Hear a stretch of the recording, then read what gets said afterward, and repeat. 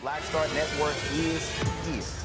Hold no punches. I'm real revolutionary right now. Support this man, Black Media. He makes sure that our stories are told. Thank you for being the voice of Black America, Roland. Stay black. I love y'all. All momentum we have now, we have to keep this going. The video looks phenomenal. See, there's a difference between Black Star Network and Black-owned media and something like CNN. You can't be Black-owned media and be scared. It's time to be smart. Bring your eyeballs home. You dig?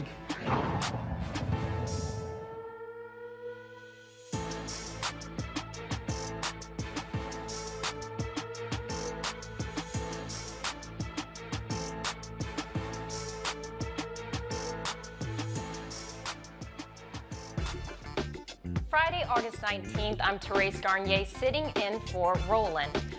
Coming up today on Roland Unfiltered, streaming live on Black Star Network, we have the Department of Justice saying that Florida Republicans specifically targeted Black voters with the new voting restrictions. Now, we're going to talk to co-founder of Black Voters Matter, Cliff Albright, to find out what that means for the upcoming primary. Also, Florida's election police make their first arrest. There's going to be a police shortage hitting the U.S., and we're going to talk to the new president of the National Organization of Black Law Enforcement Executives about what needs to be done to get more good cops on our streets. Also, we're going to explore if there's a difference in ideologies of the GOP and the KKK. Also, a fourth officer connected to Breonna Taylor's death no longer has a job. And lastly, in our Education Matters segment, we'll talk about Microsoft's TechSpark initiative to expand the cybersecurity readiness program at Jackson State University. Well, guys, you know what time it is. It is time to bring the funk on Roland Martin Unfiltered, streaming live on Black Star Network. Let's go. He's got it. Whatever the biz, he's on it. Whatever it is, he's got the scoop, the fact, the find. And when it breaks, he's right on time and it's rolling. Best believe he's knowing. Putting it down from sports to news to politics. With entertainment just for kicks, he's rolling. It's on go, roll, y'all. It's Roland Martin, rolling with Roland now. He's funky, he's fresh, he's real, the best, you know he's Roland Martin now.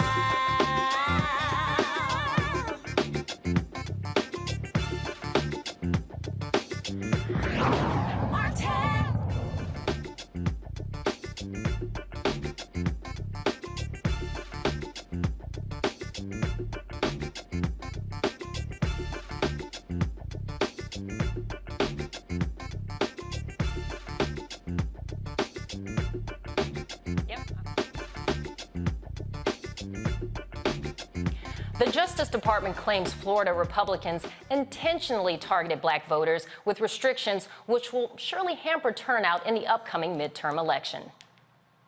Now, Wednesday's filing stems from Florida's SB 90 law restricting the availability of absentee ballot drop boxes, regulations for third-party voter registration groups, and a ban on providing food and water to people standing in line to vote.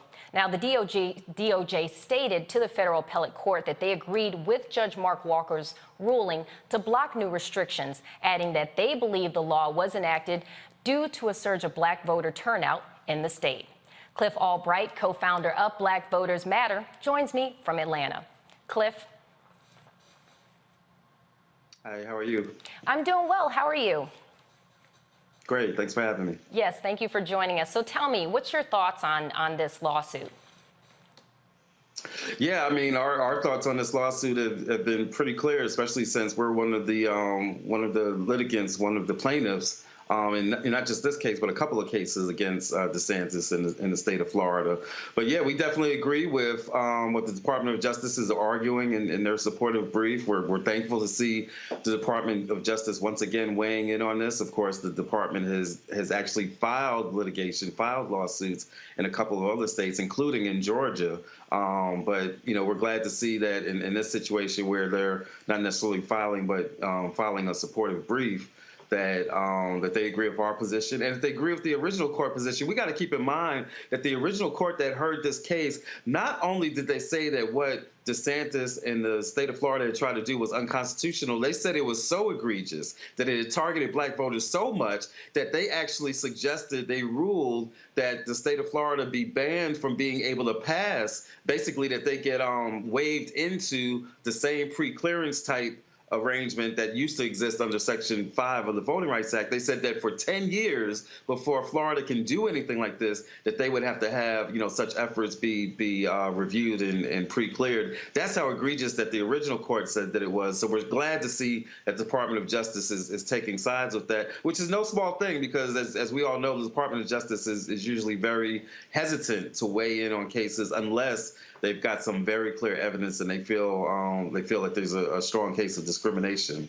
And how inhumane is that to limit people from being able to drink water or eat food when you're standing in a long line in Florida where temperatures can get very high and humidity as well? So, I mean, just that in itself seems very inhumane.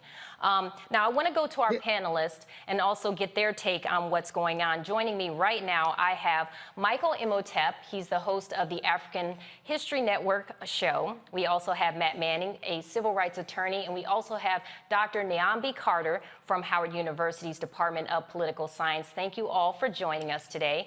And so I wanted to get your thoughts as well on this lawsuit, and then I'm also going to talk about some arrests that were made, but we'll get to that next after you answer what your thoughts are on this lawsuit. Who's that question for? Whoever wants to go first. I would just say, this was certainly necessary, given that the inhumanity of the treatment of black voters in the state of Florida. I mean, that's ultimately what this is about. And even the provisions about food and water is about access to the ballot box. If people didn't have to wait for hours in heat and other kinds of terrible conditions, they wouldn't need to pack a lunch and bring water. And that's also about making this process as difficult, as cumbersome, as uncomfortable as possible to dissuade people from participating in the electoral process. So, this lawsuit is probably going to be one of many, quite frankly, that we're going to see in Florida, but in also other states around the country that are trying to model themselves after Georgia and other places that are going after black voters with everything they have. And do you see there potentially being any pushback? From those who were pushing to make it difficult for people to vote? Oh, absolutely. Never underestimate white supremacy to continue with all the tenacity it has. And look, they will change the rules. We see them do all kinds of things to prevent black voters from being involved, and in particular from changing the makeup of state houses, of the gubernatorial offices and other things. This is not small stakes here. And that's why I think we will see sort of other kinds of morphing into other kinds of attempts to harm black voters. Now, what examples can you give of other instances where people may try to enact different things to discourage people from going to vote? So, you remember maybe about 10 years ago in Pennsylvania, for example, they didn't change a law, but what they did is erected billboards about election fraud. And in particular, in communities with high concentrations of black voters and other minorities, which was an attempt to harm people. In North Carolina, right, we saw regular citizens challenging other citizens' right to vote, because in that state, you actually could do that and potentially have someone's voting record stricken, right? So people might not know, for example, that they have been taken off the rolls because there was a challenge to their participation. We've also seen, I mean, in Tennessee, right? Look at what happened to Nashville and the way they carved up Nashville to effectively prevent Black voters in that region from participating. So there's both sort of the legal apparatus of reapportionment, right, that we do through gerrymandering, but there's also these sort of other non-legal things that people do to make the process difficult for people to participate in, because intimidation is always available and usually always free. Now let's go over to Matt Manning, civil rights attorney. Kind of explain to us how individual civil rights are being impeded on with these new rulings that they were trying to make, and why this lawsuit's so important. First off, good evening to everyone, and thank you for having me. Look, the simple thing is, in 2022, particularly with the advent of technology, it should be considerably easier to vote now than it ever has been, and we shouldn't be implementing things like, not allowing people to have water and food in the lines. What it comes down to is, I live and practice in Texas, and Texas did the same thing, where they tried to cut down the number of ballot drop boxes in Harris County, which is where Houston sits, down to something like 1 when you have 4 million people who live in that county alone. So basically, people's right to vote is being impeded, particularly where Republicans in this state and in other states, in Florida, for instance, are putting in everything that they possibly can to make it harder, as Dr. Carter said, I think brilliantly, to go vote. This is about affecting access to the polls. And in addition to that, 1.9 million Black voters, from my understanding, participated in the 2020 election in Florida. So from the part of the lawsuit I was able to read, or rather the Department of Justice's brief, I mean, they're saying it's very clear that what the Florida legislature was doing was responding to that. And the law doesn't even require that those voting apparatuses that they try to put in place to prevent access necessarily be the sole reason be discriminatory impact. But here, it's obvious that that was the genesis behind it. So, people's right under the Constitution to have the right to vote is what's being abridged here, and that creates a constitutional issue. How difficult would it be for citizens to file lawsuits if they feel that their rights were being impeded on in upcoming elections?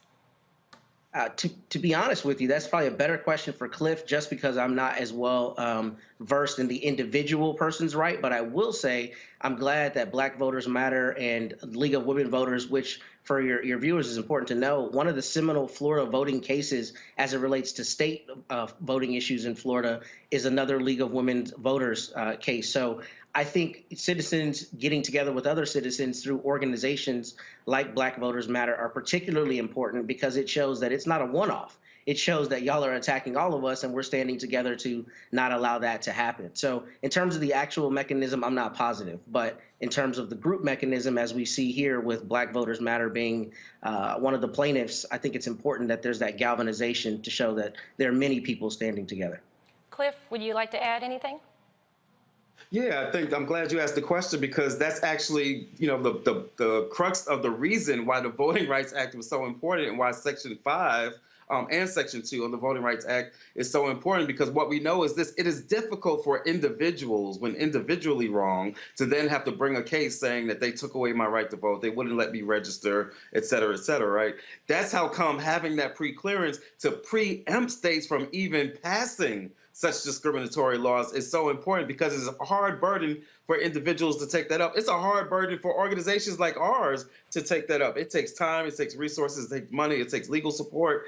It can't be done at the individual level. That's why we've got to have strong federal voting rights legislation that keeps it from even getting to this point. And think about the reverse, right? Think if you're one of these people, I don't want to jump ahead in your stories, but if you're one of these people who's been arrested because of whether you're Crystal Mason in Texas, or like some of these people that have now been arrested in Florida, again, as an individual, to have to defend yourself, right, to have to get legal support, to have to go through that at the individual level is very difficult. That's why it's important that we have the ability for organizations, civil rights groups, some of the incredible attorneys that have been working on these cases to be able to preemptively deal with these things, or for the federal government to have to pre-clear to keep us from even getting to this point, to keep individuals from having to bear the brunt of their own voter suppression.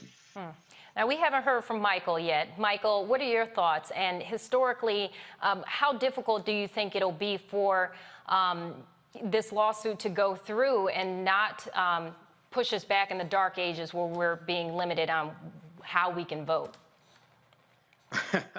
Well, Florida being a former Confederate state, Florida and Georgia and Texas, they're trying to take us back to before 1870. And Florida, it's important to note that Florida was the first state to have poll taxes in this country in 1889. And then in 1890, when Mississippi had their state convention, and the white county judge who presided over the Mississippi State Convention said, we are here to exclude the Negro. And this was in a state that had a majority black population, the state of Mississippi. They imposed poll taxes and literacy tests. And this became known as the Mississippi Plan, which was adopted by the other former Confederate states to suppress the African-American vote, South Carolina, Louisiana, Georgia, North Carolina, et cetera. So what the Department of Justice here is doing is excellent. This would not have happened under the Donald Trump Department of Justice. And this is in the tradition of why the Department of Justice was created in 1870 during Reconstruction. They were created largely to protect the new rights of African Americans, protect African American elected officials who were being attacked by the Ku Klux Klan and the White League and things like this, protect white Republicans who many of them were allies of African Americans, and to crack down on the Ku Klux Klan and protect voting rights as well, especially after the 15th Amendment of 1870. So this is in the tradition of why the Department of Justice was created. So once again, we would not have a Merrick Garland, we would not have a Kristen Clark as a assistant of the Civil Rights Division, Assistant Attorney General of the Civil Rights Division, if African Americans did not go out and vote. And we have a lot of this to owe to Black Lives Matter, Cliff Albright, Latasha Brown, Stacey Abrams, and others. 16.9 million African Americans voted, 49 million white people, 9.7 million Latinos to put Joe Biden and Kamala Harris in the White House. So this is an example of how elections have consequences. Well, thank you all. I'm going to come back with another question. I just want to preface it with the arrests that were made. So I'm going to go to that story, and then we're going to come back to you guys. So right now, 20 people are set to be charged in Florida for voting illegally. Now, these will be the first arrests since the Office of Election Crimes and Security started investigating fraud. Now, Governor Ron DeSantis created the department following the 2020 election, and he says these individuals weren't allowed to vote because of previous felonies.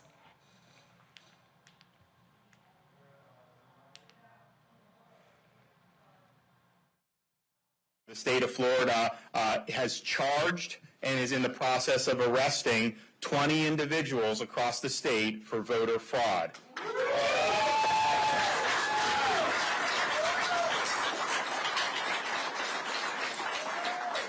Now, the majority of these people illegally voted in Palm Beach, Broward, and Miami-Dade. These folks voted illegally in this case, and there's going to be other grounds for other prosecutions in the future.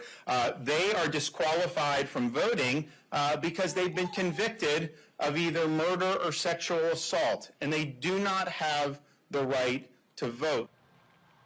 Now, additional reviews and investigations are ongoing. Voter fraud is considered a third-degree felony, with each facing up to 5 years in prison. Now, let's go back to our panelists. What are your thoughts on this new development? Well, this is to be expected from Ron DeSantis, and Florida needs to be desanitized. And this is what I warned people about Ron DeSantis when he ran against Andrew Gillum. And Andrew Gillum was correct when they had the debate. And Andrew Gillum said, I'm not calling Mr. DeSantis a racist. I'm saying the racists believe Mr. DeSantis is a racist. So these are the tactics that they try. Now, if we go back a couple of years ago, we remember the effort to restore the voting rights to ex-felons, to returning citizens in Florida. And Roland covered this a lot here on the show. It passed overwhelmingly They needed, I think, 66% of the voters to pass it. It passed overwhelmingly. Then the Republican-dominated state legislature, the white supremacists, the white nationalist party, what they did was they instituted an additional stipulation that you had to pay all your fees and all your restitution, things like this, before you could vote. Okay, so this felony disenfranchisement literally goes back to 1870. Right around that time when the 15th Amendment, which gave African-American men the right to vote, became law. This is where we see these former Confederate states start to impose laws that strip people of their right to vote if they are ex-offenders. So each one of these cases have to be investigated. In the case with Crystal Mason in Texas, she was actually given the wrong information that she could vote. So Ron DeSantis, and once again, Florida needs to be desanitized. Ron DeSantis makes it seem like these people intended to break the law and vote one time and risk going to jail. Okay, so we need to deal with them at the ballot box.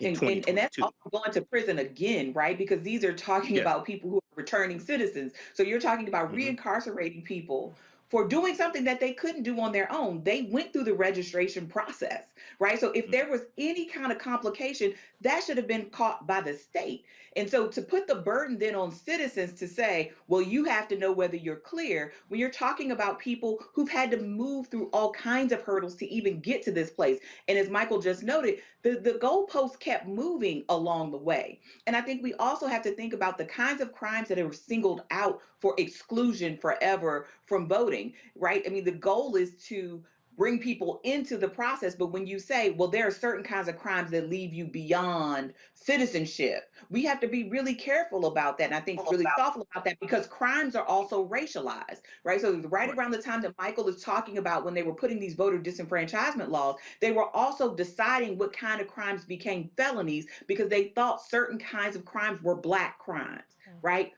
And so we have to be really mindful that this is a part of a very long project to criminalize and to exclude Black people of all stripes, because those folks, even if they are formerly incarcerated, are still citizens. And that's something we have to reckon with and we have to acknowledge.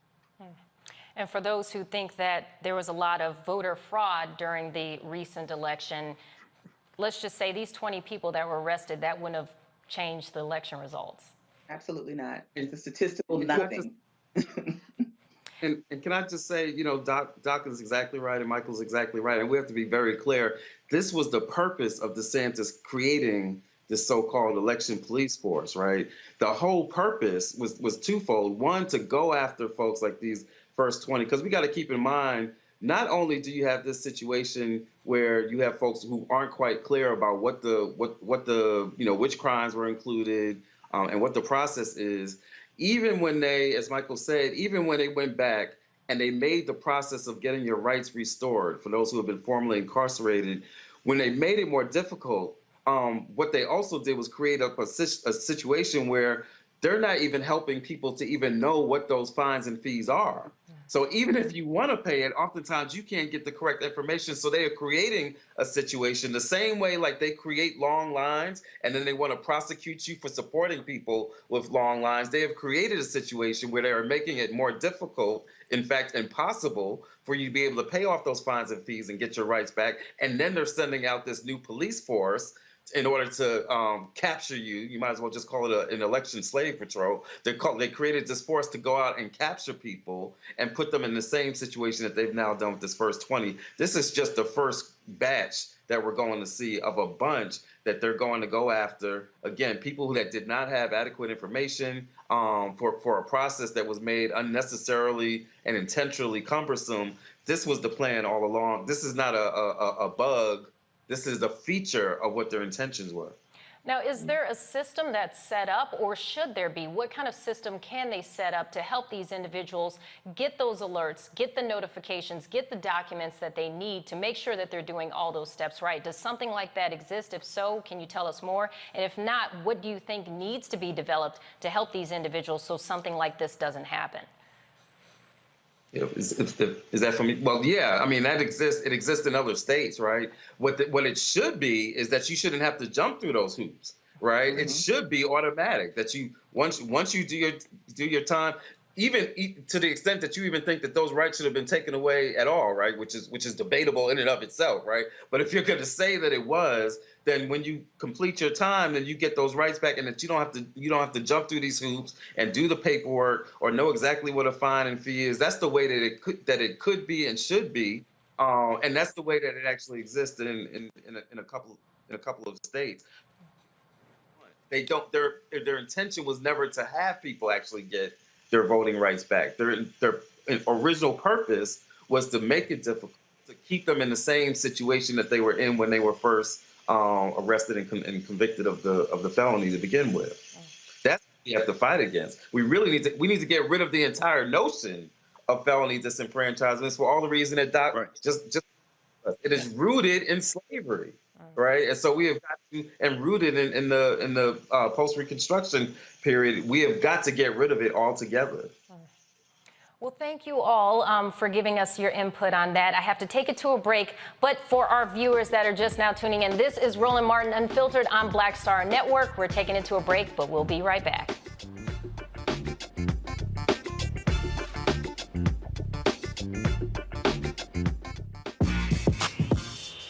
When we invest in ourselves, our glow, our vision, our vibe, we all shine. Together, we are black beyond measure. Hatred on the streets, a horrific scene, a white nationalist rally that descended into deadly violence. White people are losing their damn minds. As an angry pro-Trump mob storms the U.S. Capitol, we've seen shooting. We're about to see the rise of what I call white minority resistance.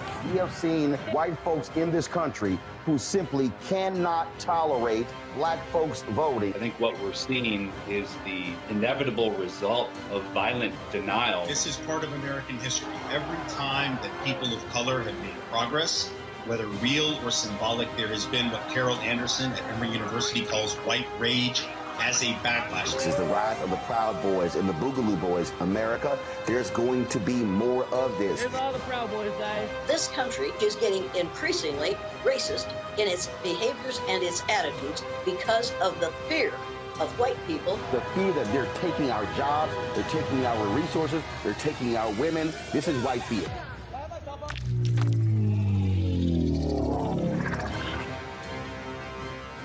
When we invest in ourselves, we all shine. Together, we are black beyond measure. Next on the Black Table with me, Greg Carr.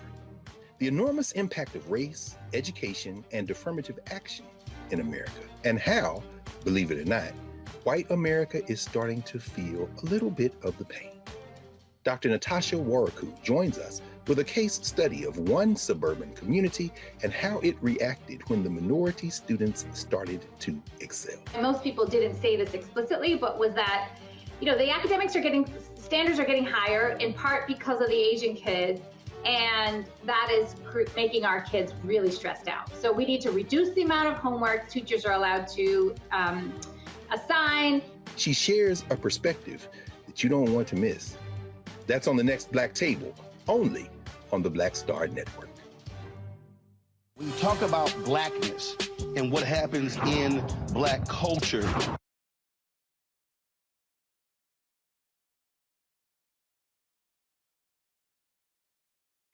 we're about covering these things that matter to us, speaking to our issues and concerns. This is a genuine people-powered movement. There's a lot of stuff that we're not getting. You get it, and you spread the word. We wish to plead our own cause.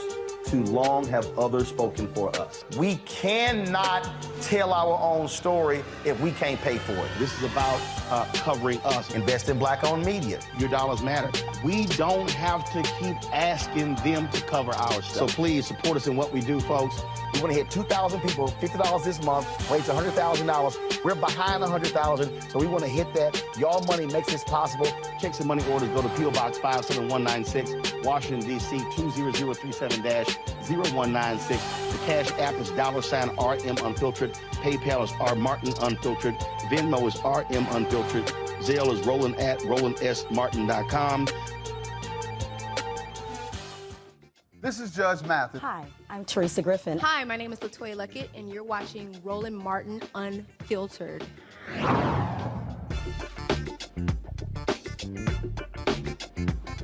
Police departments across the country are facing severe staffing shortages. Now, the struggle to recruit and retain officers is causing many departments to find innovative ways to fill those gaps. Now, those gaps may force New Orleans Mayor LaToya Cantrell to cancel next year's Mardi Gras festivities due to the city's significant police shortage. But reports say that these shortages coincide with a spike in crime across the nation, and the rate of violent crimes in the U.S. in 2020 rose for the first time in years, with the number of murder rates spiking by 30%. So, what's the plan to hire more officers? Well, joining us now is the new president of the National Organization of Black Law Enforcement Executives, Brenda Andrews. Thank you so much for joining us. How are you today? Thank you so much. Thank you for having me here today. Absolutely. So let's take a deep dive into this. We may have to cancel some festivities, a festival that's known by the entire country because of these shortages. So what are your thoughts on this? Well, to give my thoughts, I think I need to give a little context and a little, perspective, into this. NOBLE, the National Organization of Black Law Enforcement Executives, was founded in 1976 in Washington, D.C. And the two things that NOBLE was started on was one about urban crime in our cities, and also the lack of promotional opportunities for African American officers. So that was 1976, and in 2022, we're having pretty much that same conversation. As the years went on, a lot of officers in the 70s and the early 80s, there was a big push for officers in the inner city, especially in communities of color like Detroit, where I'm from, and many other urban cities, to have the police department be reflective of that particular community. So it was a big, big push for hiring, women, minorities, people of color through the latter part of the 70s and through the 80s. Now you have to know during that time, there was crime. There was a lot of crime going on. It was during the drug trade, during the crack cocaine, the heroin. So there was spikes in gang wars, was spikes in crime, even then. So I wanted to put it in that context so we know that this is not a new phenomena. But during that time, we had, yes, more officers, and we also had more, population, but crime was also high. We had to make adjustments and do different things. So as we move forward now to the 21st century, and I was having this discussion earlier today in a meeting, is that after that big push of the 70s and 80s, we kind of took our eyes off of recruiting. Not that we didn't recruit, but we did recruit, but we probably didn't recruit with the same urgency that we have now, and it was an urgency then. So we recruited, we brought people in, but we didn't pay attention to how many people were leaving. And this was just in good times, in normal times. And I ran recruiting for the Detroit Police Department, and this was something I did. One year I had to hire 200 officers because we hadn't hired in a while. So it's a lot of factors that go into this that leads us to where we are now. Some police departments, because of budgets, had not hired, in years. Different other things has affected that, and they maybe didn't have active recruiting campaigns. And so now when we have things that happen in our cities and cries for defunding the police, a sentiment of anti-policing, budgets, politics, polarization, when you start combining all of that, then we end up in the crisis we're in now. So I really want to kind of drive that point to say, this is not the first time that we've been here, but now we have to think of some ways on how do we dig ourselves, out of this hole. And one other point I'd like to make is that recruiting we should have been recruiting and doing things actively, all along. And one thing that I did was keep up with attrition. who's leaving your department every year. I look to see who was eligible for retirements in a year, in 2 years, in 3 years, 5 years. And that way you could make a plan of succession. And if you had something that really happened devastating, then you were able to maybe pivot, and get people into your department. So, here we are, today with these shortages, mass shortages, not only in local policing, state policing, and also in our federal agencies. And that was something that was kind of unheard of in prior years, that our federal agencies were having problems recruiting as well. Do you feel that there's a fear as to why they're unable to recruit? Now, the reason why I ask this, for instance, during the George Floyd protest, I was out in front of the White House, myself getting shot with rubber bullets and getting pepper sprayed, and I saw individuals they saw black officers and they were screaming at them traitor, or different things of that nature, and going after them as well. So do you feel that maybe one of the things that contributes to this is maybe that fear that they don't want to be seen? Yes, they want to help their community, but they also don't want to be seen as a traitor as well. Do you see any of that maybe playing into that? Some of that might, play into it, that double standard, where as an African American officer, this is your community. This is the community that you live in, your family lives in. But at the same time, you've taken an oath to protect and serve. So I'm sure some officers are, conflicted. But at the end of the day, when we raise our hand, it is to protect and serve, the communities, regardless to the composition of the community. Well, let's take it over to our panelists. I'm sure they have some questions for you as well. All right, who wants to go first? Let's have Michael go first. All right, my Detroit sister, Brenda Goss Andrews. How you doing today? Fine. How are you? All right. I've lived in Detroit 51 years, so I remember some of those times that you talked and you're about. Here now, not in Detroit now? I live in Detroit now. Yeah, 51 years. Yep, downtown Detroit. So recently, going back to right around July 21st, President Joe Biden announced his Safer America plan. And it's going to, it's in the 2023 budget, it's going to allocate a total of $37 billion, put 100,000 new officers on the street. There's going to be $3 billion to help communities clear court backlogs and solve homicides. There's a $15 billion grant program to prevent violent crime and reroute police resources in nonviolent cases, and also $5 billion for community violence intervention programs. Can you talk about initiatives like that, what you know so far about the Safer America plan? And one thing that I've been advocating for is when we have police departments that are hiring, especially in the African American community, African Americans need to apply and get these jobs so we can become the type of officers we say we want to see. Officers that de-escalate situations, treat people with respect their humanity, only use lethal force as a last result after you exhausted other methods. Can you address that also, please? Yes, and I did kind of in my opening when I wanted to give a historical context, as you know, in the 70s when they were hiring, and many officers during that time period were hired through federal funding.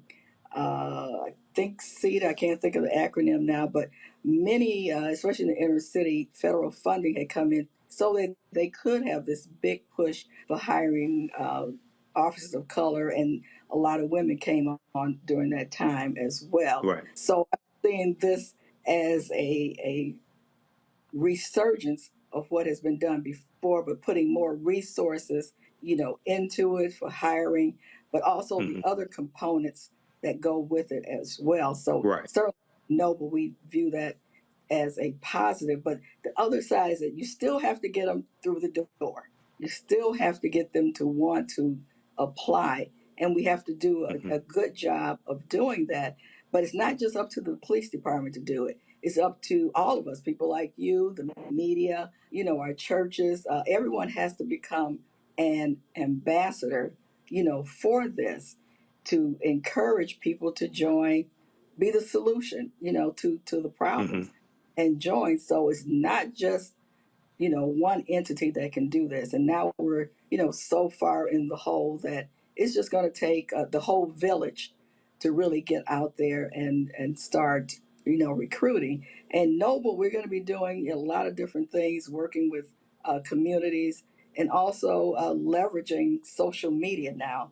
And I said one way to reach, especially our younger people and generation, is through social media and telling our story. There we can't use some of the old-fashioned tactics, even though Right. old-fashioned tactics sometimes work. We used to walk in the barber shop and the beauty salons and talk to people in there, as well. So we are excited, about this, but having more money does not mean that people will come through the door. You still have to be actively recruiting. You still have to go out and get people to come in. And one other point I wanted to make is a lot of times other cultures, they have a legacy of policing. Their fathers and grandfathers and Right. great grandparents, have been police. And we have not had that long history. We're beginning to now, after several decades, seeing, our children following that profession.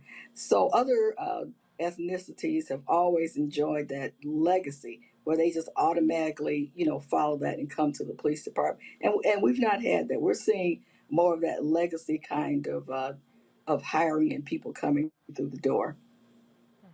Thank you.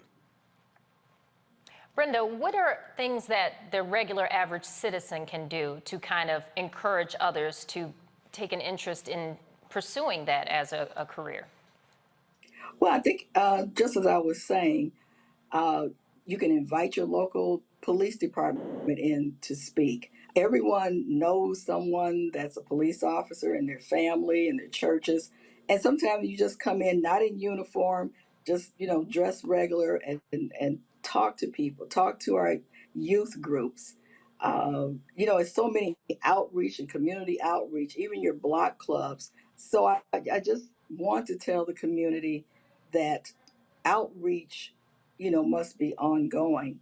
And you must use the people that are in your community. I'd rather hear from, my aunt or my cousin or a friend or somebody that I know that is on the police department to come and talk. So I think we just have to kind of take it to the streets. We can leverage, technology, but sometimes we have to just be old fashioned about it and word of mouth and going into the communities and going into the churches and just really having a conversation, a roundtable conversation. I know Noble, we're planning, some virtual, conversations or job fairs so that people can understand what some of the opportunities are. And I think people don't know is every opportunity in law enforcement, from the sciences, especially when you factor in, your federal entities, there is something for everyone in law enforcement. And I think we just need to illuminate to our young people, especially those that are coming out of college, that there is a place in law enforcement for you. We have to make this profession look more attractive to our young people. Can one of the things that they're doing include the pay, incentives, any bonuses? Now that, yes, but budgets is always at the top, and hopefully this federal funding, will help relieve some of the budgeting. But there's not a lot, municipalities can do. It's based on a lot of times their tax base and the citizens' willingness to, pay more money. And as we've heard through the years, some communities have just given up their police departments and have allowed maybe county police or state police someone to patrol, their areas because they just didn't have, the funding. So that is a problem that is a little bit harder to solve with the pay, and benefits. And a lot of times in the urban setting, suburban police departments are able to pay, more. Their tax base is greater. And sometimes we don't lose officers to law enforcement, but you might lose them to another agency. So we just ask Noble, we're asking, governments and city councils to really, drill down on your budgets, and kind of look and see where you can put more money, into hiring, more money into salaries, improving benefits, offering incentives, bonuses, and that they have to get a little bit more creative. You don't have the money, you have to become creative. So I think that's something that now municipalities and councils are really going to have to look at. And to put that into perspective, salaries range. The lowest is 40,000, the median is 66,000, and the highest pay is 105,000. So those are kind of the ranges of police pay. Now, before we go to a break, I want to see if any of the other panelists have any questions for Ms. Andrews. I do. I want to know two things quickly. Is there any plans to extend programs like we saw or like we see at Lincoln University, where they're trying to do police academies at HBCUs to go after the kinds of young people that you're talking about? And I guess the other, it's a slightly different question, but we've seen in the wake of some of these police department resignations, the ascendance of sort of Black police chiefs or leaders in those places, and people saying, we won't work for this person, particularly if this person is a reformer or is viewed as being hostile to business as usual. And so I guess on the backside of that is do you see any of these sort of resignations as being driven by changes once we see Black and other kinds of police chiefs come to the fore and say, we need to be more responsive and thoughtful about communities and less, cracking skulls and things like that? Okay, well, to answer, I think the first question about HBCUs, Noble, has been working with, HBCUs, and we're going to do more in the next year, visiting some of our HBCU. I'm an HBCU graduate, Howard University, also. So we will expand some of the things that we're doing with Noble and our youth component to visit HBCUs and work with them a little more, closely as well. And your second question dealt with, you said police chiefs, kind of summarize that again for me, please. I guess the question is sort of, are Black police chiefs, who we saw many of them hired in the wake of George Floyd and others, being set up for failure, right? Being put in departments that are really resistant to change, and therefore finding, officers who are saying, we're just not going to work for this person any longer, or we're just going to stop work and kind of sabotage. And so I'm wondering if some of this movement out of these police forces, like we saw in New Orleans, which sort of opened, is driven by mayors like Mayor Cantrell and even police chiefs who suggest that we have to do better in our policing, and we can't use, the tactics of old, and we actually have to be serious about corruption and use of force and other things like that. Well, I think a lot of this certainly deals with, racism, sexism, it's in the country. The Band-Aid has been pulled off. Not that racism and sexism ever went away, but the Band-Aid got pulled off, to reveal these ugly wounds. So that's what we're dealing with. And that's what a lot of our police chiefs, they're walking into, those kind of communities, those kinds of sentiments. And yes, I've read some of the articles and things that have been said that it seems as though they're putting, our African American chiefs in troubled communities or in urban, settings. I think that a lot of these communities are looking for, solutions. They're looking for people that can come in and offer something to the community, something that will make a calmer, community. And I think they're saying, especially with women, and certainly the research is showing that women police and women executives bring a calmer, de-escalating effect to most situations. So I think we're seeing that, but yes, in some departments, they are still dealing with, racism. We're still dealing with sexism, and I think that's something as a country that all of us need to continue talking about and continue offering solutions, because that is the issue. That's the overarching issue, in this country. Matt, do you have any questions? Yeah, I have a very quick question, but let me first say that I'm proud to hear you're also a Howard graduate. Anytime I hear Howard, I got to show it's love.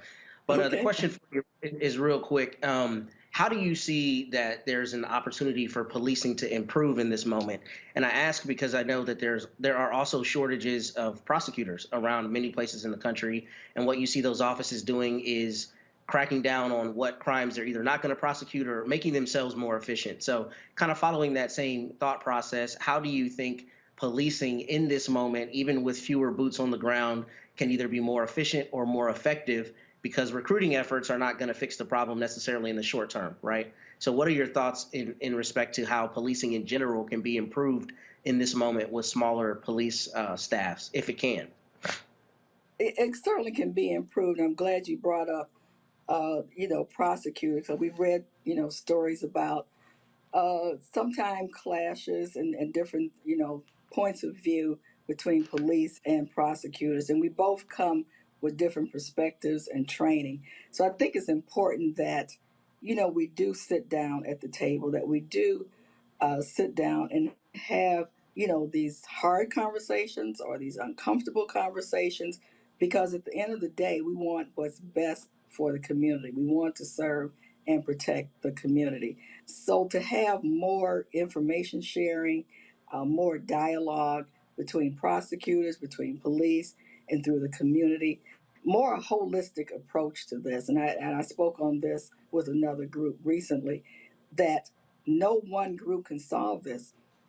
Educators, police, medical professionals, and Noble is going to do something like this to bring together some professionals to tackle some of these issues. So I think, to answer your question, yes, continued dialogue, but you have to recognize that it's a problem. And I think we all recognize there is a problem in this country. And with that, we need to sit down and honestly, have these conversations. And we need to have them often and frequently. Well, you know what, Ms. Andrews, I want to thank you so much for coming on and explaining all of that to us today. We got to take it to a quick break, but just for our viewers, in case you didn't know, you are watching Roland Martin Unfiltered. We will be right back after this break. See you soon.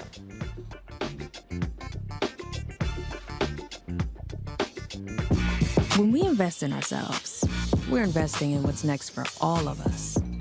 Growing, creating, making moves that move us all forward.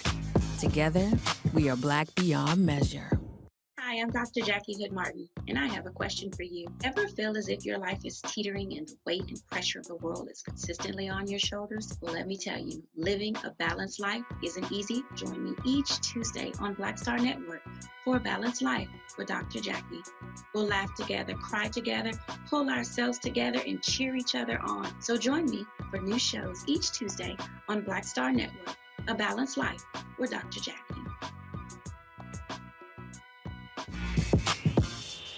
When we invest in ourselves, our glow, our vision, our vibe, we all shine.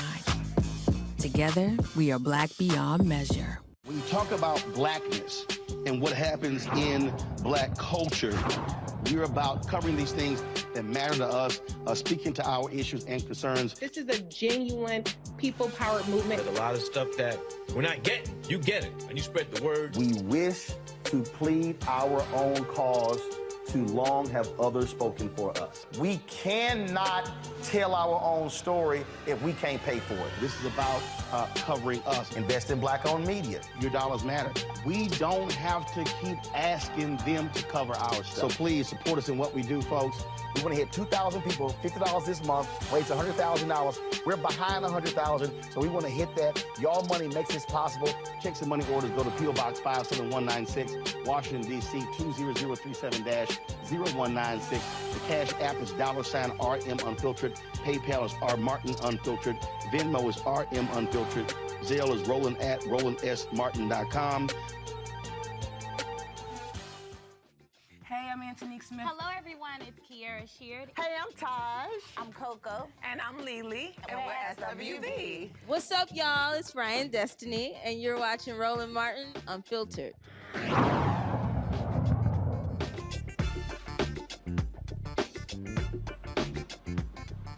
An Alabama Republican group apologizes after they accidentally used a picture of a GOP elephant containing Ku Klux Klan imagery.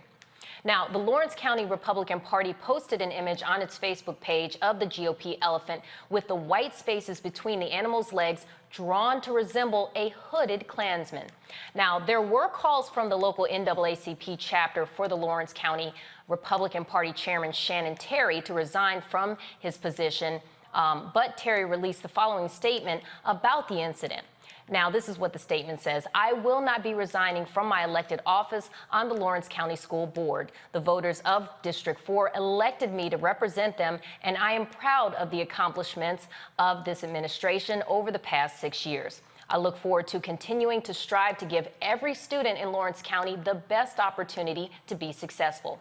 I regret the mistake that was made, and it was just that, an unintended mistake. The image posted by me on a political Facebook page was not done with any malicious or harmful intent. Once made aware of the negative notion of the picture, I immediately replaced it and followed up with an apology and explained an explanation the next day. Now, my error was rushing to post a thank you note to the outgoing chairperson, and in doing so, I did not properly review a cut and paste image used in the post from an internet search for a, quote, GOP elephant. I do not support or agree with any hate group agenda and certainly would not try to further their cause. I strive to be an open and honest person who works to be a positive influence in the community. I feel I am being incorrectly portrayed by some of this unfortunate issue. Now, I have apologized, taken responsibility for the post, corrected the image, and posted an explanation. I know that these actions to address this regretful error may not satisfy everyone, but I believe they demonstrate the sincerity of my feelings on this matter. Now, I want to take it over to our panelists to get their thoughts on this. The apology does seem very sincere, but what are your thoughts on those who saw this and may not have even heard the apology or just saw the image and that's all they know about this so far? Can I go first? Yes, please. Thank you. This is as insincere an apology as it gets, and we see these all the time. You don't accidentally post this. You post this on purpose, and then you dial it back when somebody calls you out. That's what it is. And I don't even know if it's truly a GOP picture, you know, a search for a GOP picture that happened to have this, or whether this person had it in their camera roll. But there's no way you accidentally post this. And what I found particularly problematic, as I always do in these apologies, is that he had the audacity to have the righteous indignation to say, this isn't going to satisfy anyone or everyone, but you should be, you know, able to see the sincerity of my actions, and I'm a good person in the community, and basically don't hold me accountable because I'm telling you that what you didn't see, or what you saw, you didn't see.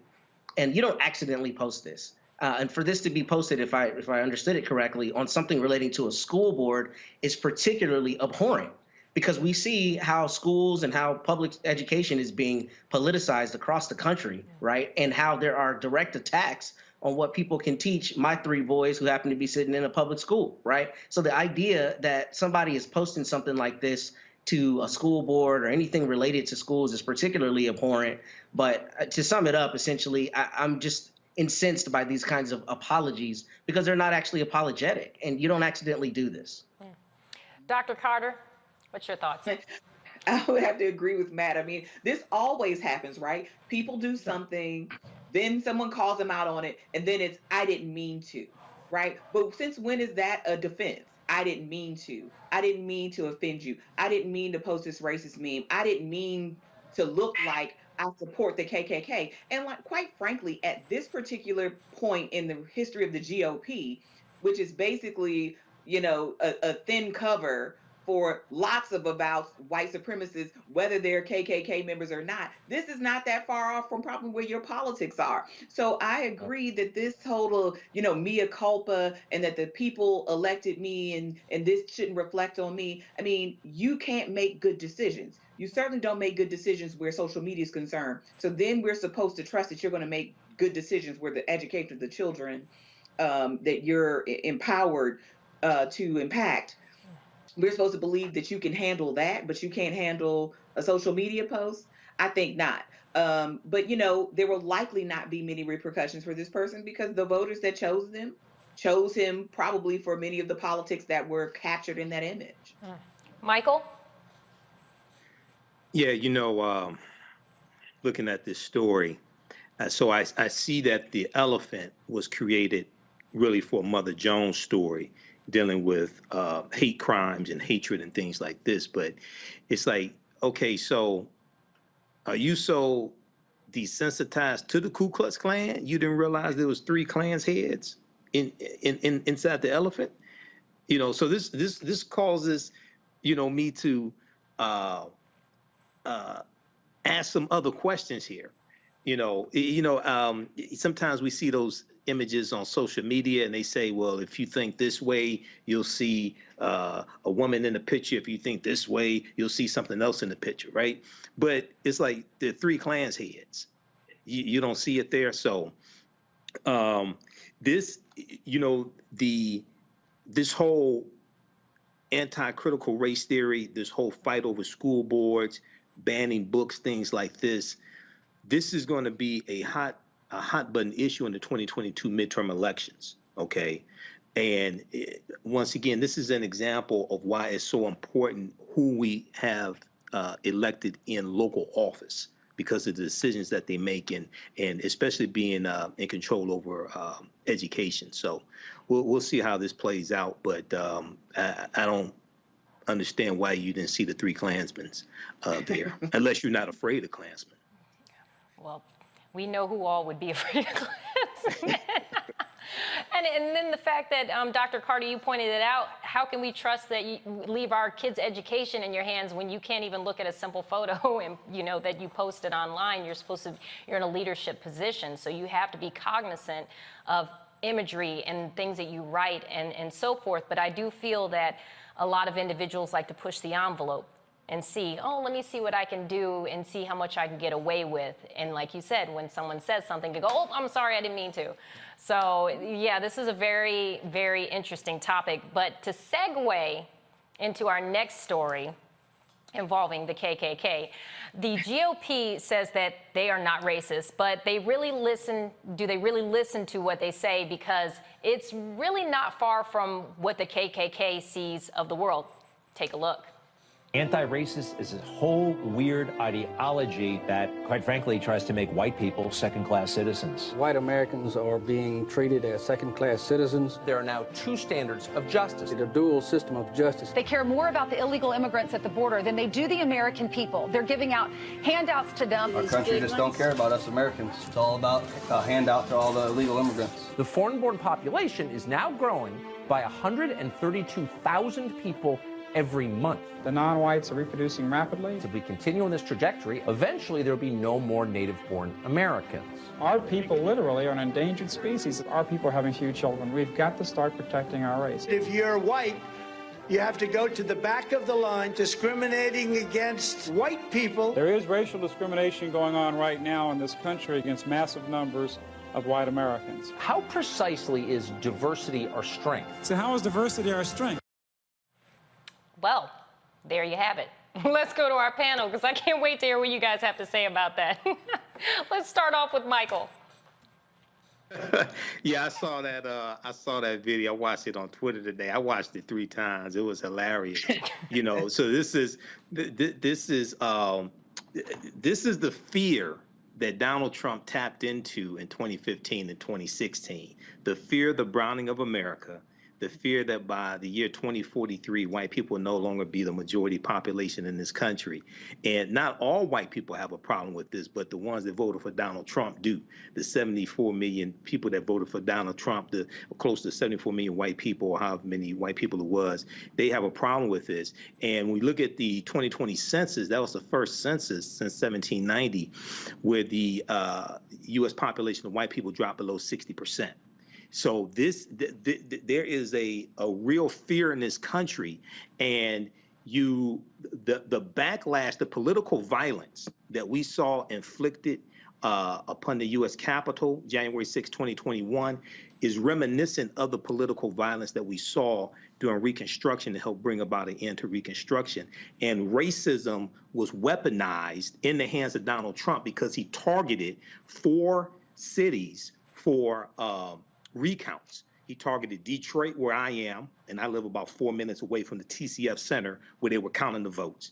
He targeted Detroit, Atlanta, Philadelphia, and Milwaukee, Wisconsin, and weaponized race and sent the domestic terrorists to the U.S. Capitol building to interrupt a constitutionally mandated process to certify the Electoral College votes. So we have to be cognizant of this.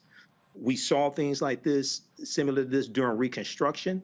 This is dangerous. And this is why elections have consequences. And the white nationalist party, this is why we have to make sure Democrats maintain control of the House and the Senate, and then vote as many as you can out at the local level as well. And I'm neither Democrat nor Republican, but I'm sure as hell ain't stupid.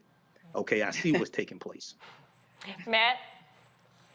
Yeah, I think Michael hit the nail on the head, and I think Dr. Carter alluded to this earlier in talking about how the felonies, the ones that were chosen, were weaponized, in particular as it relates to that previous story we had with Ron DeSantis, because similar to what Michael just mentioned, in that instance, he pointed out Broward County and Miami-Dade County as being the counties where these 20 people were arrested for election fraud. And the larger point to that is this.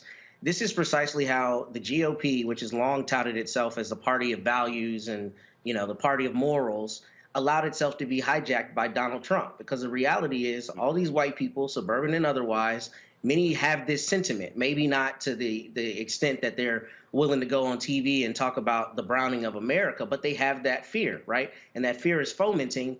And that fear is exactly why people said, oh, well, I guess I'll vote for this Donald Trump guy. And then we ended up with 4 years of absolute insanity because that party got hijacked and is still in his clutches. And I think that's what you're seeing with this, is that this is how a lot of white people feel. Frankly, they feel like society's being taken away from them. And you see this in a lot of the rhetoric that we see, you know, return to traditional values. For instance, there's a sheriff here in the county that I live in. And every time he gives a public statement, he talks about trying to make it back like Mayberry. He wants to return this area to Mayberry, right? Why do you use that imagery? Use that imagery because you want to try to get all the white people out there who you want to come vote for you to, you know, have this idea of an idyllic 1950s America where their neighbor wasn't a black person that they were afraid of. So I think that's what we're seeing in this rhetoric. And I think that it's particularly dangerous, especially in light of the recent the recent search. Look at me using the wrong word. Search at Mar-a-Lago, where what you see in response is people who used to be very pro law enforcement now saying we can't trust the FBI. We're going to make threats. So I think this is kind of part and parcel with some of that fomenting sentiment. And on top of that, I think it also shows you the moving goalpost. Because what we're seeing from Republicans now is if things aren't going their way, they find a way to attack it. But if they find that beneficial to their ideology, they find a way to support it. For instance, the attacks now on law enforcement. And you actually made a good point. I was talking to someone the other day, and I said that very thing. I said, what happened to Back the Blue and Blue Lives Matter? Those very same people who were saying that are now saying, let's go attack the FBI building, you know, and it's like, what happened to that? You know, so you should make some very good points. Dr. Carter, do you have anything to add? I was going to say, to your point, Therese, one thing that happens with white supremacists, white nationalists, they will always go after white people that they think are against them, right? I think there's a certain comfort that many whites took in their whiteness up until this point. And what we saw on January 6th, right, they were talking about hanging Mike Pence.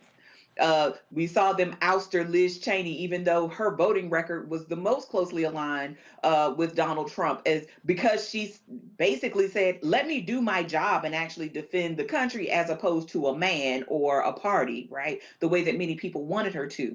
And this kind of rhetoric, right? I mean, I always say it's the duck test, right? It's very simple. If it looks like a duck, it quacks like a duck, it's a duck. So no matter what we call this thing, we can call it the Republican Party, we can call it white nationalists, whatever we call it, that's what it is, right? It looks like this rhetoric because that's what it is. It is basically taking up these talking points and trying to clean them up, right? And make them more acceptable. I mean, it's like when we had that dalliance with the alt-right for a minute, right? It was still white supremacist nationalism. It just wore a suit and tie, right? And so now we see in this particular moment, these same forces coming together and, as you say, attacking law enforcement and every other agency that they think is not working in their interest of maintaining white dominance. And when you've been the dominant group, everything that looks fair or equal looks like an attack on you. And I think that's what we're seeing. And I think, kind of for many of our communities, we already knew what the stakes were. We already know how white people act when they feel threatened. We've had hundreds of years of evidence of what that looks like. But I think for many whites in particular, this is the first time they've actually seen what it looks like when white people are attacking other white people for not towing the line in the same kind of way. And it doesn't matter whether it's the FBI or local law enforcement or even other allied politicians. And the only disagreement I would have with Matt is I don't think the GOP got hijacked. I think they willingly gave it up just for the sake of winning, right? And I think they thought that they could control this tide. But now they've sort of built the monster. And of course, they can't tame it. So the only thing that they do, because they're so craven in their lust for power, because they can't win a national election without some of these tricks. They can't win elections in lots of places without resorting to this nonsense. Is say, we'll cast our lot with white nationalism if it means we can maintain power, still not recognizing how dangerous white supremacy even is to them. I mean, I'm from Michigan. I'm from Belleville. I'm not from Detroit. The rest of my family's from Detroit, but I'm from Belleville. I grew on a farm up there. But just the governor of Michigan being threatened, they were going to kill her. Right. And it's right. it's like, it's just baffling. I don't know. It's scary. But on that note, we're going to go to our next story, and then I'll come back to you guys to get your thoughts. So the Democratic National Committee, they are launching a 7-figure TV and other media buy. Now, this goal and why they're doing this is to highlight a range of Democratic efforts and victories. And here's one of their newest commercials. Take a look. Look at these Democrats, a 50-50 split Senate. And you look at Joe Biden, suddenly you have this huge climate change plan, this huge plan to lower drug costs, to help Medicare recipients. Well, the head of the Republican Senate's talking about increasing costs for Medicare and Social Security and taxing poor and middle-class Americans. You've got an economic rescue plan that's led to the lowest unemployment rate in 50 years. You've got a massive bipartisan infrastructure plan that was passed. You've got the first significant gun safety legislation passed in over a decade. You've got the China competitiveness bill, confirmation of the first black woman to the U.S. Supreme Court. And then this package, which is landmark. Yeah. This has been an extraordinarily successful 2 years. Any way you cut it, even Republicans have to admit this privately, and they are. It's been a hell of a run. All right, Dr. Carter, what are your thoughts on that? I mean, this is what people have been saying for the longest. Like, the Democrats just sort of do stuff and it just sort of happens and nobody quite knows what it's about. I mean, you have to give people an idea to hold their hat on, right? Most people aren't going to go look at what bills were passed and what the content of those bills are. You need to give people something digestible. You need to give them a soundbite. You need to frame your administration for them, because if people are just paying attention to their own lives, they're going to say, I know gas prices were high. There's a pandemic called COVID, and now there's the monkeypox, and we can't get vaccines for that. I also know I saw polio coming. I also know that chicken wings were high as I don't know what, months ago. So that's what people know. So you have to actually give people a way to think about what it is you do, and don't expect, the voters won't believe this, or people are not going to go to congress.gov and read the content of a bill. Most Congress people don't read the content of their own bills, quite frankly. You have to give people a way. So I think finally they realize how important messaging is. This is something that the GOP has done to great effect. They're actually very good at is they message consistently. And the Democrats have not done it. And basically from now until the next presidential election, but certainly to the midterms, they have to beat this drum. Lowest unemployment in history. We've seen, all of these great strides at, this Inflation Reduction Act, right? We've seen these environmental this environmental package, right? We've done all of these things, even though people said we couldn't do it, facing insurmountable odds. This is the drumbeat, right? Because you better know that the Republicans have their talking points already. They're going to talk about inflation. They're going to talk about taxes. They're going to talk about the fact that, CRT. They're going to talk about the fact that this coronavirus doesn't seem to be dissipating and all the things. They're going to throw everything at you. So you need to do the same. And your message has to be consistent, clear, to the point, and you cannot stop. I mean, like, it has to be basically all the time, that anybody who is likely to vote for you can say chapter and verse what it is that you've done. Even if they don't really know what it is and don't really understand it, they have to be able to say, well, Joe Biden has overseen the lowest unemployment in the last 50 years. They have to be able to say that. Do they need to know what the employment rate is? No. They just need to know that there's something there that they can hang their hat on. And I think, it's about time that the Democrats got their head in the game. Well, it also offers hope for those who feel, over the last 2-3 years, there's been a lot of despair and negativity. And so when they put out these messages showing what they are doing, it puts out hope. Like, okay, maybe they didn't like them before, but they're like, okay, I can see that they're making these changes. So that makes me hopeful that there's going to be a brighter future. So I think that's also the importance of the messaging. Matt, what are your thoughts? Sentiments as I have this entire spot, because I think she's spot on. And only thing I would add to that is a couple of things. First, I mean, when you're looking at a political commercial, political ad, we know people don't have long attention spans. And I think one of the best uses of that time is just delineating literally every good thing that you've done. It's funny that Roland's not here today because he talks about it almost every week, right? The issues that Democrats have had with messaging, I think Dr. Carter was exactly right. I think the GOP is way better than the Democrats at messaging. Not only have they been very consistent with their messaging, they find a way to bully the Democrats' messaging by talking louder over them and just always moving the ball on what the conversation's about. And I don't think you get to do that against an ad like this because it's just a clear showing of the receipts. It shows everything that they've done in the last 2 years and how impactful those things are. And I think that's incredibly important. And I think her idea that this needs to be incessant is 100% right. Because as we know, leading up to the next elections, people are going to need to be reminded of this, because what do we hear in the 24-hour news cycle? We hear way more about Trump and the GOP than we hear about the Democrats. A lot of times with the Democrats, it's responsive. It's not a proactive thing. And I think this is a good way to try to curb that tide. But I think this has to be the tip of the iceberg, and the rest of the iceberg has to be consistent messaging just like this, where they're continuing to feed to voters all the good things that have happened in the last 2 years under Biden's administration. Valid point. Michael. Well, first of all, the really ironic thing about this is it's Joe Scarborough of MSNBC, a former Republican congressman. He's the one who was saying this. That was the person talking.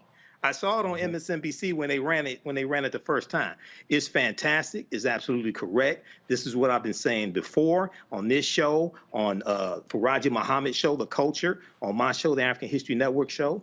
3 weeks ago when I was on Reverend Al Sharpton's radio show, he had me on as his co-host for 2 hours. This is what I've been breaking down. This is why it's important for people to go to whitehouse.gov and look at this stuff, because the information is there. Now, Democrats have a problem with messaging, and they're really starting to message more now. I've been seeing commercials. There have been super PACs taking out ads, touting the Inflation Reduction Act as well. And they need to spend money with Black-owned media, Roland Martin Unfiltered, Rio, et cetera. They need to make sure they spend money. Take out these ads. They're gonna spend millions of dollars. Planned Parenthood is spending money for the midterm elections, et cetera. They need to make sure they spend this money in Black-owned media, and we have to put our foot up their collective behinds to make sure they do this as well. But Joe Biden, after Labor Day, he's going to go on a victory tour to tout the successes that they've had, the $1.9 trillion American Rescue Plan, the infrastructure bill. And just very quickly, Ron Klain, White House Chief of Staff, he was interviewed by Politico. He said, we now have a presidency where the president has delivered the largest economic recovery plan since Roosevelt, the largest infrastructure plan since Eisenhower, the most judges confirmed since Kennedy, the second largest healthcare bill since Johnson, President Lyndon Baines Johnson, and the largest climate change bill in history. This is all in less than 2 years with a 50-50 Senate. With a 50-50 Senate. This is why Democrats have to expand their lead in the House and expand their lead in the Senate and get the George Floyd Justice and Policing Act pushed through, get the John Lewis Voting Rights Act pushed through, and some other bills as well. But this is what you have to do, is messaging and mobilization for these 2022 midterm elections. You all make some very valid points. We're going to have to take it to a break. For those just now tuning in, or you've been here the whole time, but I'm going to tell you anyways, this is Roland Martin Unfiltered. We'll be right back right here on Black Star Network. I challenge myself as an artist and knowing that I'm going to challenge the audience, right? So oftentimes you come into this business off of one project where everybody's like, ooh, you stand out. Okay, for me it was Barbershop, Ricky, da-da-da-da-da-da-da. Ricky was nothing like me growing up, right? Nothing like me growing up. But if that's people's first experience with you, right, as an audience member, they tend to think that's the real you, right? So, you know, for me, after that, I got a whole bunch of offers to play roles just like Ricky, right? This Tupac-esque type of thug, right? And I just said no over and over again. And then you keep trying to do other things. Then I went through a series of romantic movies and romantic leads, and you know, I always try to bring some sort of gravitas to those roles. And then it was like, okay, well, but before I get into all of that, let me hit y'all with, you know, For Color Girls, and, you know, step outside of the realm of, you know, what you expect of me to do as an audience member in terms of being this romantic lead and everything. Because I didn't get into this business to be the romantic lead, you know, that dude. Like, I didn't get into this business. You can get locked in. You can totally get locked in.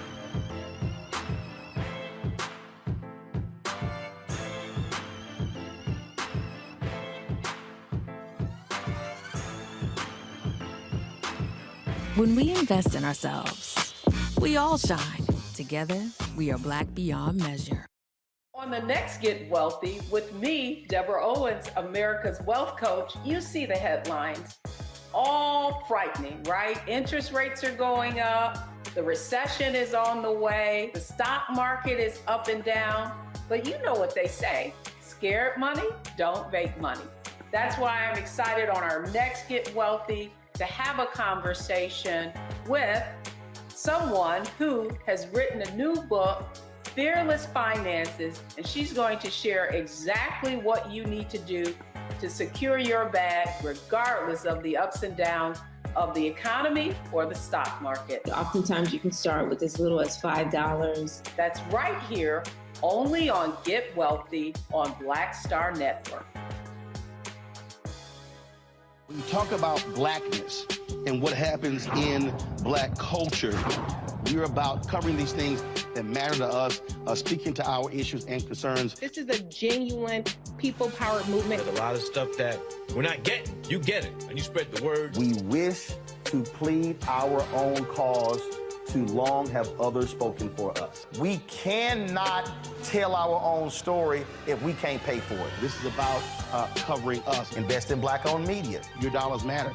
We don't have to keep asking them to cover our stuff. So please support us in what we do, folks. We want to hit 2,000 people, $50 this month, raise $100,000. We're behind 100,000, so we want to hit that. Y'all money makes this possible.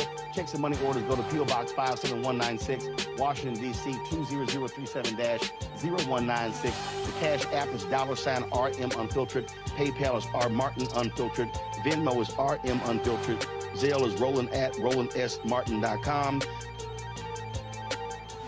What's up, y'all? I'm Will Packer. I'm Chrisette Michelle. Hi, I'm Chaley Rose, and you're watching Roland Martin Unfiltered.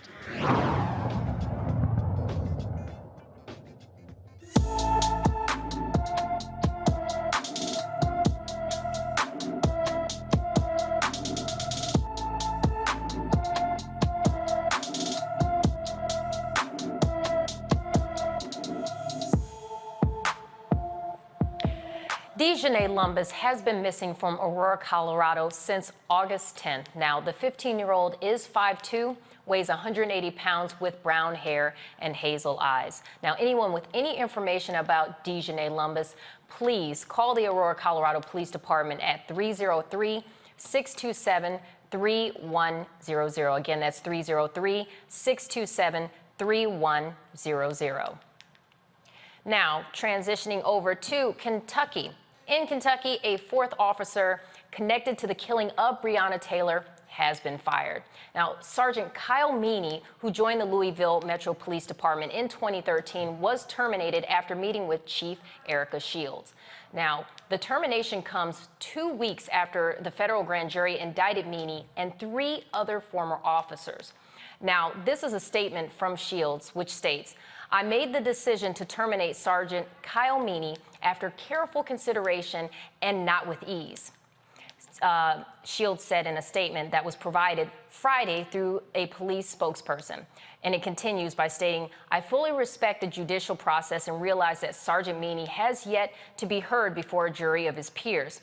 That being said, he is facing multiple federal charges after a lengthy investigation by the DOJ. As an employee, the character of our organization is paramount, and it is not reasonable to expect continued employment under such conditions." Now, in West Virginia, a deputy faces federal charges of depriving an individual of his civil rights by using excessive force and writing a false report to cover it up. Deputy Sheriff Lance Kuritsa is accused of punching and elbowing a victim in the face and, after being handcuffed, spraying him with pepper spray and striking him. Now, Kuritsa faces up to 10 years in prison for civil rights violations and up to 20 years for falsifying a report. Now, there's a civil lawsuit claiming that Mississippi police have terrorized residents in a small Mississippi town by subjecting them to false arrests, excessive force, and intimidation. Now, the civil rights organization Julian is seeking a temporary restraining order against Lexington Police Department to, quote, demand protection for Lexington's largely black population. Now, this lawsuit came Tuesday after the organization obtained a July audio recording of the former Lexington police chief, Sam Dobbins, using racial slurs and talking about how many people he has killed in the line of duty. Now, the Mississippi Center for Investigative Reporting says Dobbins denies making the slurs. Now, right now you are watching Roland Martin Unfiltered on Black Star Network. We'll be right back.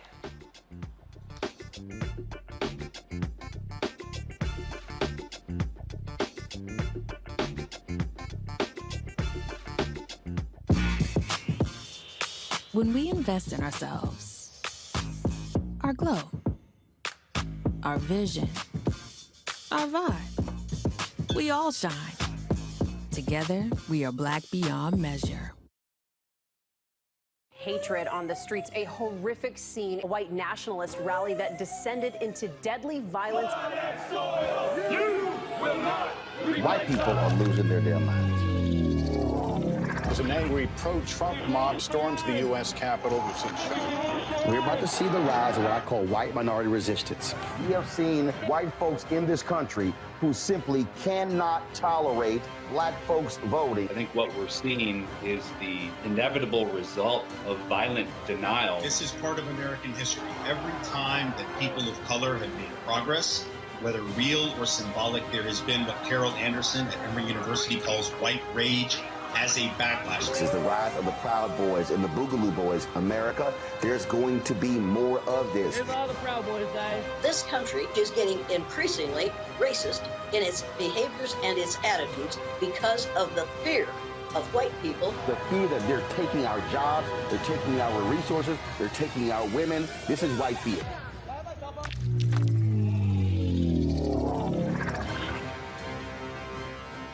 When we invest in ourselves, we all shine. Together, we are black beyond measure. Hi, I'm BB Winans. Hi, I'm Kim Burrell. Hi, I'm Carl Payne. Hey, everybody, this is Sherry Shepherd. You're watching Roland Martin Unfiltered, and while he's doing Unfiltered, I'm practicing the wobble.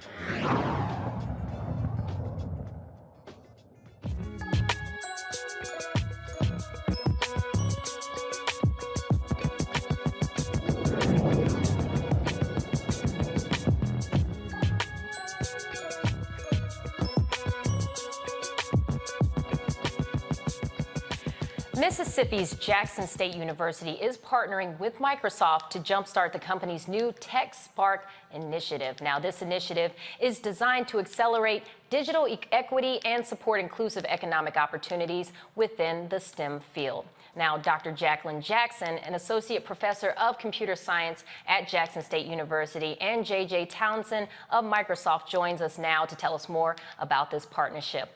Well, thank you for joining us. How are you doing today? Good, thank you. Excellent, excellent. All right, so tell us a little bit more about this new initiative. Yeah, well, Microsoft, go ahead, which one? JJ, go on ahead.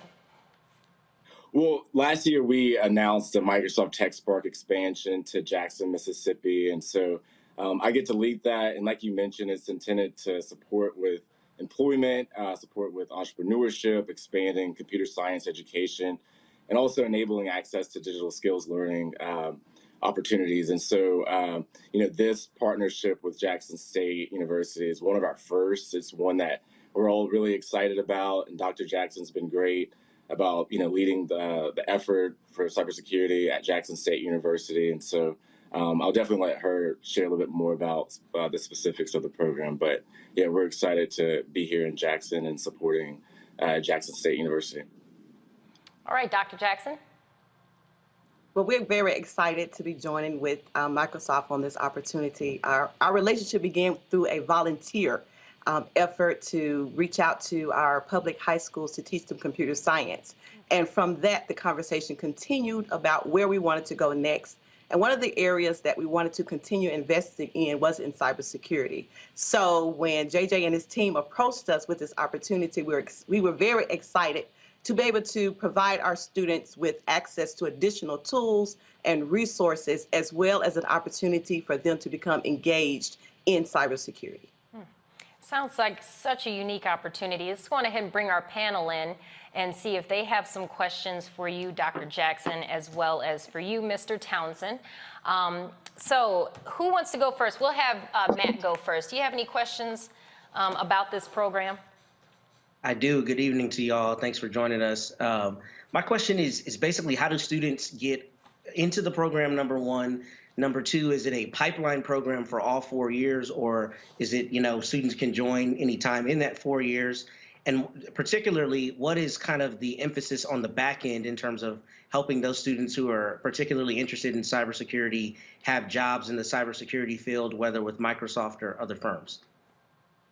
Well, right now it's open to any student who's interested. So we started working over the summer by sending out some announcements through class recruiting, asking for students who were interested in cybersecurity to come and join us. We also began working with a group of freshmen over the summer, and we are teaching a security awareness class in the fall. So we hope to continue to spread the message of this particular field and how important it is. So what we did was to set a target goal of 100. So we're going to be recruiting 25 students per year for the next 4 years. And what we will be doing is providing them with some educational opportunities to kind of introduce them to cybersecurity, get them trained, and then we're going to assist them in obtaining an internship through one of our established partners. I just wanted to comment on that internship. I know growing up, my family never expressed anything about internships because majority of them didn't go to college. So it's very important to take on these types of internships, and the fact that you guys are not only having them, but navigating these students in that route, like, hey, this is something that you should take advantage of, is such an excellent opportunity. Dr. Carter, do you have any questions? Yeah, so on the internship piece, I think that's really important because I know a lot of students are being funneled into unpaid internships. Lots of things don't pay. So having the possibility to earn funding while also learning is super important. So what is is there any support while they're in school? Are there any sort of competitive scholarships that are attached to this? Is there any kind of in-school funding during the academic year that's attached to this program? Sounds really exciting, by the way, so congratulations. Thank you. And with the generous gift of Microsoft, students will be funded So we do have funds to provide to our students as they are navigating through the program. The internships that we have through our external partners are funded as well. And we also have a set of faculty members who have ongoing research programs in cybersecurity that are funded as well. So we realize that students oftentimes need assistance with navigating college, and so we try very hard to make sure that our experience come with some level of funding. Absolutely. Yeah. And I just add, I mean, one of the things we've been talking about, just how do we continue to expand the program? I mean, we just announced this and we just got started. So we're excited to support with whether it's job fairs, supporting with interview skills, other job readiness, in-school support that the CSET department hope to take on through the program. So we're just getting started, and you're going to definitely hear more about this expanded partnership. JJ, are there other schools that this is going to be expanding to as well? Well, we haven't, in terms of Mississippi, we haven't met directly with other schools, but, you know, clearly we have, you know, Tougaloo is another school that's, you know, close proximity that we're hoping to engage with soon. We have a few others that are in the region that we want to support. But last year, the company had a cybersecurity skills initiative to address the cybersecurity shortage. That specific initiative mostly focused on community colleges. We saw that as one of a great asset that we have that could, you know, support with the shortage that we have. Probably familiar with the 700,000 open cybersecurity jobs that's out there. And what that means is, you know, we have that opens the country up to cyber attacks, ransomware. You know, we have issues with our supply chain when we don't have people to fill these cybersecurity jobs. So it's a huge problem that, you know, we're hoping to address with these types of initiatives. Now, I was reading up on this, and they say you train these students with real-life scenarios. Can you explain that a little bit?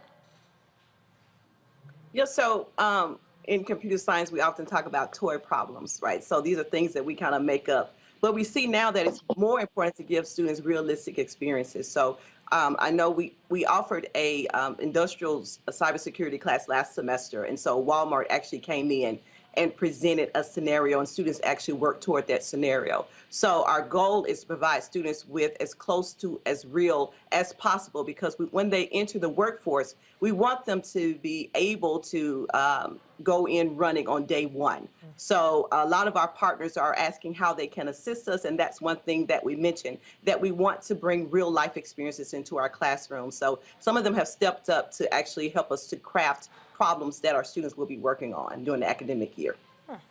That's pretty impressive. Michael, I haven't heard from you yet. Yeah, well, this is a great program. Question that I had, when I was in middle school, I was in a pre-engineering program here in Detroit Public Schools. So students who are looking at going into this program maybe next summer, what are some of the classes that they should take right now to prepare them to be more successful in this program and eventually go into cybersecurity? I think any program that kind of introduces them to the field, as well as some basic programming. And the great thing about cybersecurity is that you don't necessarily have to come in with a background. So I think you just have to come in with a willingness to learn something new. I think that if a student possesses an ability to think critically, they have analytical reasoning skills, and they're just curious, then they are a perfect fit for cybersecurity. What are a couple of those computer languages that you would recommend that they take classes in? I think right now I'm hearing a lot of the schools are using Python. I know that when we worked with our high schools last year, that was the language that they were using.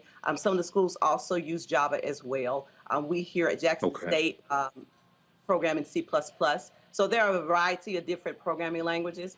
I wouldn't necessarily focus on a programming language, but focus on the skill set, building the ability to break down a problem and to analyze it and to come up with solutions. Teaching them how to code in a particular language is not as difficult as it sounds, as long as they have that ability to think through a problem critically.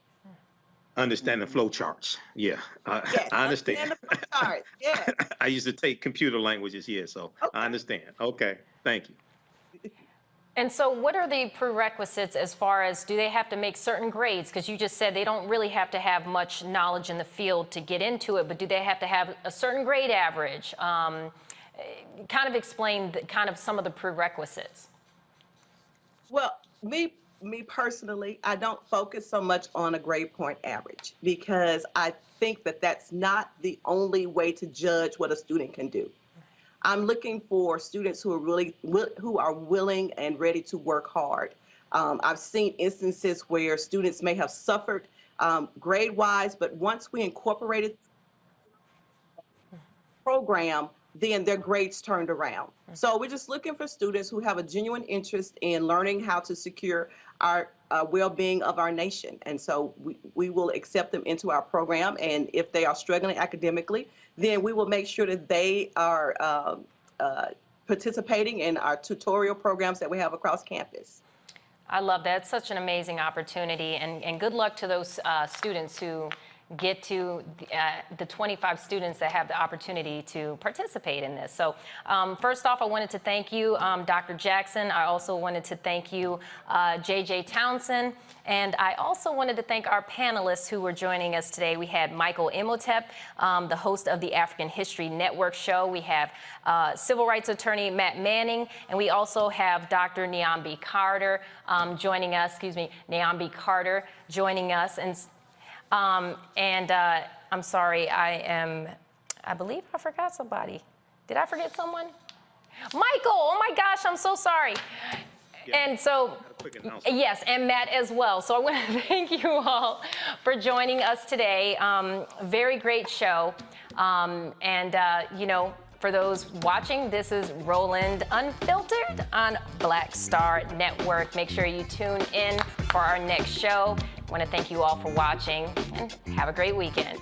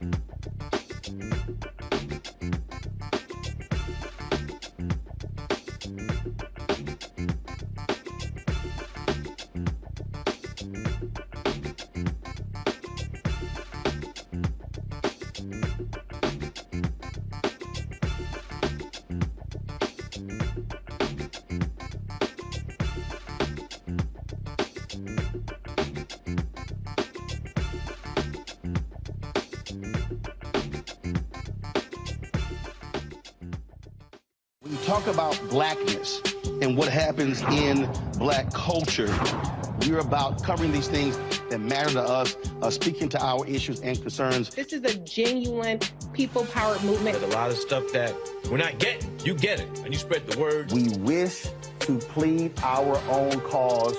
Too long have others spoken for us. We cannot tell our own story if we can't pay for it. This is about covering us. Invest in black-owned media. Your dollars matter. We don't have to keep asking them to cover our stuff. So please support us in what we do, folks. We want to hit 2,000 people, $50 this month, raise $100,000. We're behind 100,000, so we want to hit that. Y'all money makes this possible. Checks and money orders go to P.O. Box 57196, Washington, D.C. 20037-0196. The Cash App is $RM Unfiltered. PayPal is R Martin Unfiltered. Venmo is RM Unfiltered. Zelle is Roland@RolandSMartin.com.